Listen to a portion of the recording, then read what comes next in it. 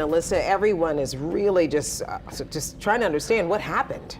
Yeah, there's so many questions. And Sharice, you mentioned earlier, anytime we get any kind of update, more questions arise. And that is true for a lot of our elected officials. They're frustrated, they're angry, they're appalled. They all talked to me earlier using those exact words to describe the situation. Many of them saying this is a leadership failure. They're questioning how this could happen, why this happened.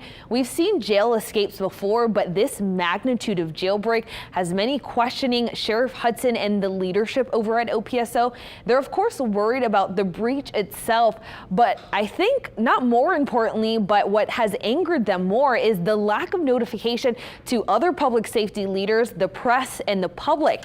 We now know this escape started around 1 in the morning. The escape wasn't discovered until 8. The public wasn't made aware until after 10. Local leaders say they and the public should have known immediately. I thought that there was already a law that required this type of immediate notification, but what I realized is that this law is only applicable to juvenile offenders. So I called the author of this bill who did the one for juvenile offenders, and I'm like, hey, I don't know what you need to do with this. This needs to be fixed. There needs to be a law that requires this type of immediate notification. You know, I think it's common sense that if somebody escapes custody, you make everybody you can aware so they can all play a role in getting that person back in custody.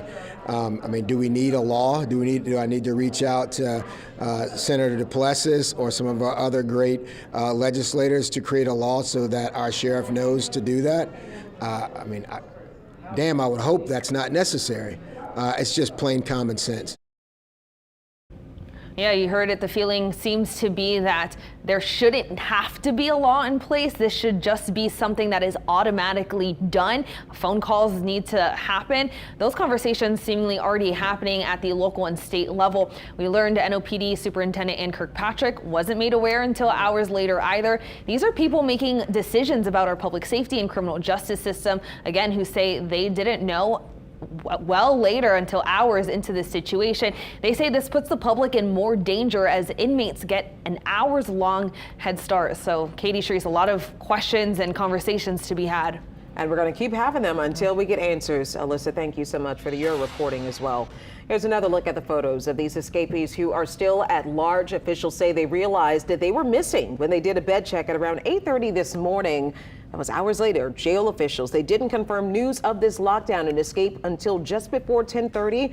And a total of 10 inmates that got out of jail. One was caught by state troopers in the parking lot of the Montleone Hotel on Royal Street in the French Quarter. The Orleans Parish Sheriff's Office didn't share photos of the suspects until almost 1 this afternoon. The first direct message from New Orleans officials to the public came by way of a NOLA ready alert after 2:30 this afternoon.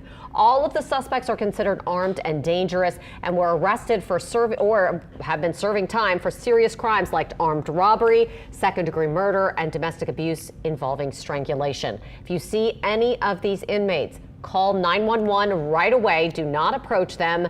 We'll post any updates right away on our website as well, WWLTV.com.